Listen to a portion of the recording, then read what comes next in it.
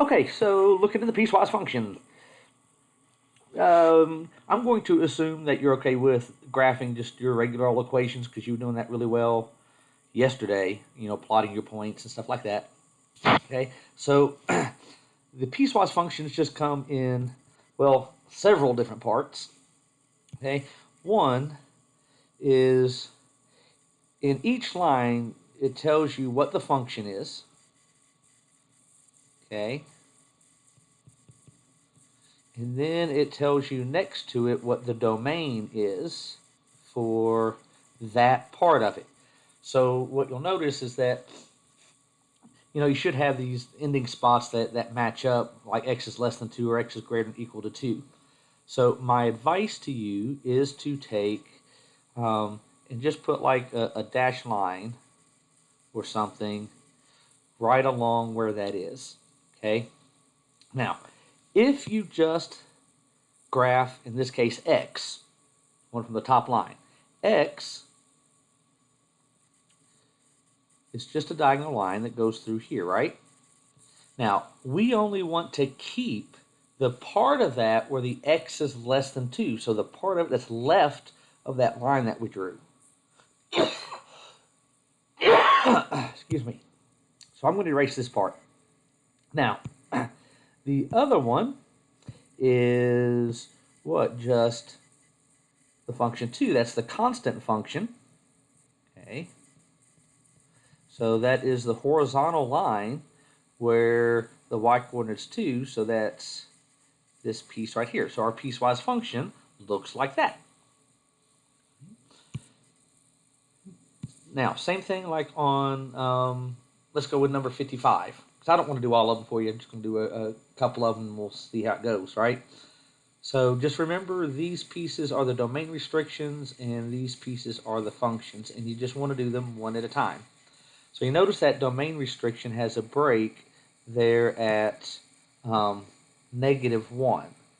Okay? So here at -1, that line's not very easy to see. So let me change colors there, make it a little thicker.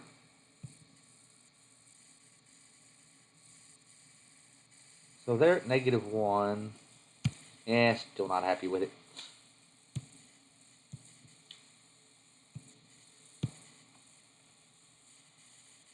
That's easier to see. All right, so there at -1, we have this line. Okay, now the top function is just 1. Okay, so that's going to be the horizontal line. Okay, now normally, we draw that going all the way through here, but again, we only want the piece that's less than -1. So everything to the left of that vertical line, and you ought to touch it right there. Okay. Now at the end, we really should put like a little circle because it's strictly less than 1. Okay. We don't know. See over here, both of them joined up, and so we didn't have to worry about a circle or a dot. Here, I'm not sure what's going on. Okay. Now, the next function is the x squared. Now, x squared is a parabola. All right. And it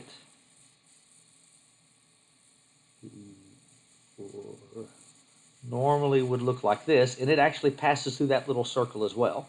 Okay, so we only want to keep the part of that that is greater than -1, so the part to the right of it. So I'm going to erase this stuff. Okay, and we just have this part of the parabola, and I don't need to worry about the little circle because I know that they join up. So our graph would look like that. Okay, so just take them one piece at a time. Just do one line. And then when you look at the domain restrictions, you just keep the parts that are to the right or to the left. And sometimes there's, well, the one, let me see. Okay, so let me do one of the number 61 here. So note that the domain restrictions, we have them at -1 and at 3. So we'll see if I can load this up a little bit. Okay, so at -1 and -3. So at -1 and at 3,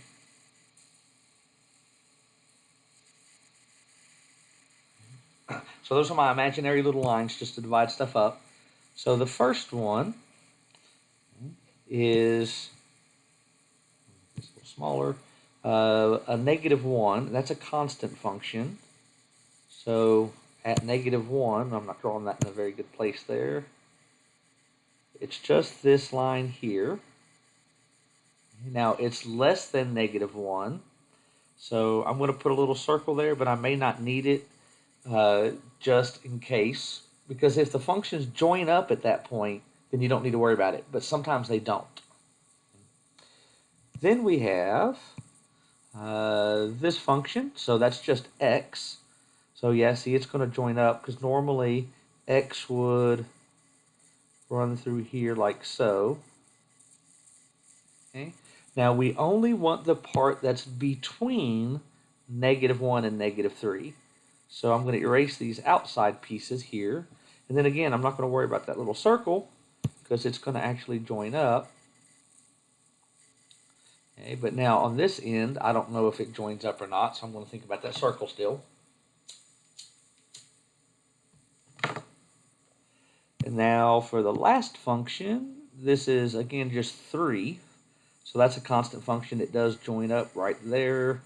And so I'm going to get rid of that, get rid of those lines, and that is what my function looks like. So hopefully this helps. If you need some more help with it, please just let me know.